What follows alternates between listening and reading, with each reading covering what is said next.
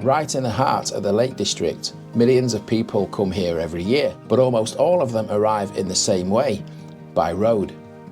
Which is strange for a place like this, because Keswick used to have a railway station, and a surprisingly grand one.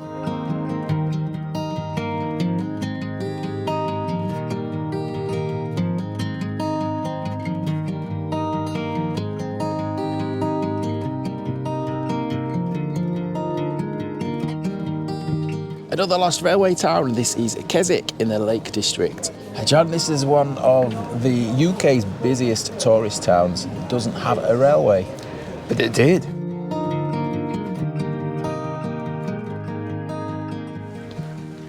This is Derwent Water, which you'll find just to the south of Keswick. Indeed, and this is in the far distance Borrowdale, and this is known as the jaws of Borrowdale because it sort of looks like the jaws, perhaps, of like an alligator, perhaps. And just in the middle, that's Castle Crag, which is a little fell that's got a little old slate mine on the top. Views like this were exactly why the railway came here in the first place. If you've ever sat in traffic trying to get into the Lake District or trying to find a parking space, you've felt this story. And Keswick's actually not a big place. Around 4,500 people live here, but despite that, it's one of the most visited spots in Cumbria. Long before the tourists arrived, Keswick had its own industries. This area was famous for graphite mining, some of the purest in the world. It's even played a part in the history of the pencil. And there was slate quarrying nearby, agriculture, but today it's tourism that defines the town.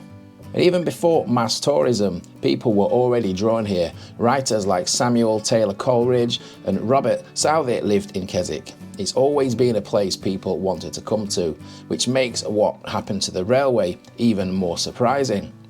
Oh no, that's so touristy, John. I couldn't resist getting a map for £1. I thought it was genius. That's not bad actually, that's pretty good value. But you can see we need to take Station Street to Station Road, past Station Avenue, up to the station, or former station, which is there. Interesting fact, John. Apparently Keswick is one of the wettest towns in the UK. Yes, I think we experience it right now with just constant like little showers of rain all the time. Drizzle. But it's still plenty of people around, even though it's raining. If you ever need something to do in the rain. So as well as the obvious hiking, etc., what else is there for someone to do in Keswick? Got the theatre by the lake, just behind us there. A pencil museum, John. It's a pencil museum. I've never been, but it sounds fascinating if it's a rainy day, maybe. One of the exhibits is claimed to be the world's largest colour pencil. Wow, I need to go and see that immediately. Not just a museum, John, got a factory as well. It's a factory as well, look at it, Cumberland Pencils. Got a clock, John. Oh, it's awesome that, isn't it? Feels very much seaside-esque here, you know. I know what you mean, like all the tat on sale. Well, just that, the architecture of the buildings, all right, drive over the pavement. This place can be absolutely packed, and yet there's no other way of getting here other than by road. There used to be a railway here, so what happened? Keswick was once connected by the Cockermouth, Keswick and Penrith Railway, which opened in 1865. And the name pretty much tells you exactly what it did, where it went. It linked Keswick across to Penrith and on to the main line. I spy, John. CKNPR. What's that? COY? What's that? Company, I assume. The whole area feels suitably Victorian. You've got your Regal Station House, you've got your Regal Museum, which probably was something else before then.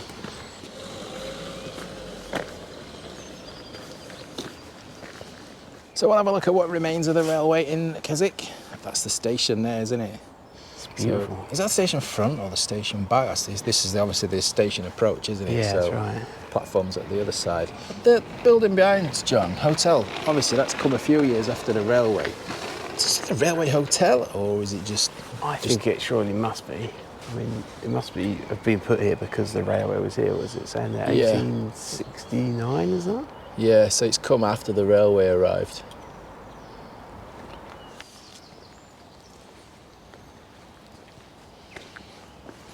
What if this was a goods entrance to the station or something like that? Look, it's got a high archway, hasn't it?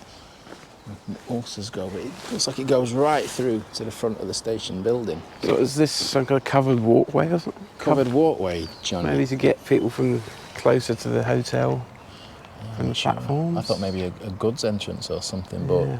you could be right. Yeah, it's got a glass. Can't really see in very well, but it has got a glass canopy.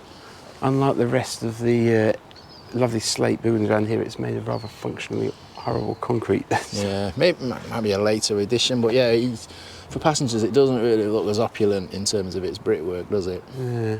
It might not be directly known as a railway hotel, but just the size of that place just shows you the number of tourists that will probably arrive in by the railway. You can see on the map all the usual sort of things that you get with a railway location. We've got a turntable just on the west of the station, goods shed, coal depot, cattle dock, all over there. But if we turn you around here, look, we've already seen the other side of the station, the kind of station front, if you like. We've now got, this would be where the actual station was.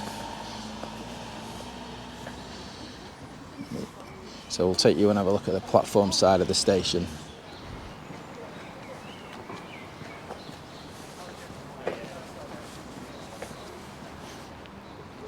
Let's look at the platform on this side. There was an island platform as well, just to our left here. Quite a sizable station this, but look, the canopy still remains. And this is the other side. We've just been looking at this building from the other side, haven't we? Yeah, there's a little interesting feature here, Paul.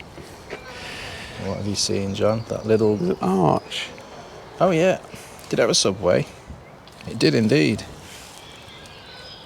John, you know that little building we was looking at? Oh yeah, it from the comes out front. there, doesn't it? Well, looking at that, that's directly lining up with this archway. Was that the entrance to the subway? Was that the entrance to the other side of the So perhaps station? coming down some stairs. That's just the other side of this wall, isn't it?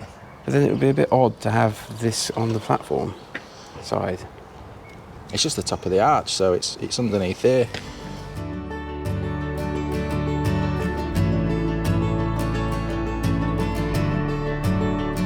In 1966, the Beeching cuts hit this line, the western section towards Cockermouth was closed, and that effectively cut the line in half.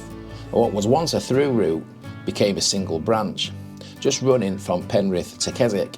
And not long after that, in 1972, the rest of the line closed completely, including Keswick.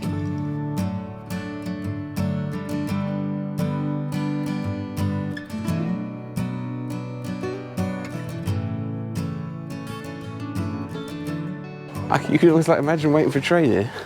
It's funny, John, you go to various locations and doing these Lost Railway Town series, you come across stations in different shapes and sizes. The bit that's left is remarkable. It's really good condition. It just shows you what a big station it was. Yeah.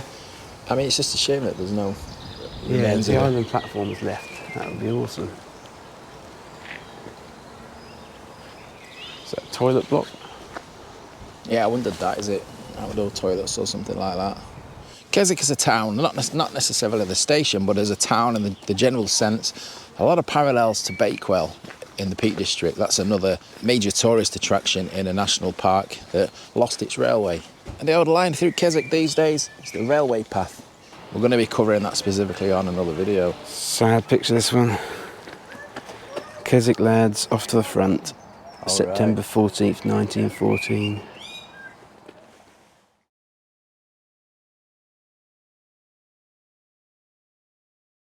From spending time here for a place like this, it does feel like something's missing. Thousands of people come here every day, but they all arrive in the same way. The roads get busy, the parking fills up, and yet there used to be another option. Looking at it now, it's hard to not wonder if closing lines like this might have been a bit short-sighted. Thanks to all my channel members and supporters, I really do appreciate it. And if you're enjoying this Lost Railway Town series, there are some mugs available if you'd like to support the channel. Thanks for watching. I'll see you in another Lost Railway Town soon. Ta-ra!